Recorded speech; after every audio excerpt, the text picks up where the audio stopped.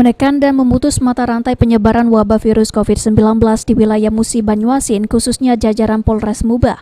Ratusan personil Polres Muba mengikuti suntik vaksinasi COVID-19 di ruang aula Mapolres Muba. Dalam pelaksanaan penyuntikan vaksinasi ini melibatkan tim kesehatan dari Dinas Kesehatan Kabupaten Musi Banyuasin. Kapolres Muba AKBP Erlin Tangjaya mengatakan untuk pelaksanaan vaksin di Muba telah dilaksanakan dengan sasaran pertama tenaga kesehatan dan petugas pelayanan publik, salah satunya adalah anggota Polri. Sejauh ini untuk anggota Polres Muba ada 300 orang yang akan divaksin dengan 2 tahap, serta sejumlah personil di Polsek.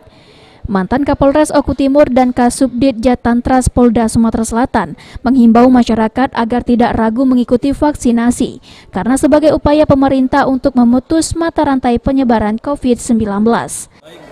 Sebelumnya memang vaksin ini di Kabupaten Muba sudah dilaksanakan. Yang pertama itu yang mendapat vaksin adalah tenaga kesehatan dan juga Forkopimda seluruhnya sudah menerima vaksin. Saya sendiri sudah 2 kali. Dan hari ini Polres Muba sebanyak 300 personil menerima vaksin dalam 2 hari. Jadi hari pertama ini 150, kemudian hari kedua 150. Juga polsek-polsek besok juga menerima vaksin sebanyak kurang lebih 387 personil. Jadi total jumlah personil di Polres Musi Banyuasin ini menerima vaksin 687 personil. Ruzi Iskandar, PAL TV.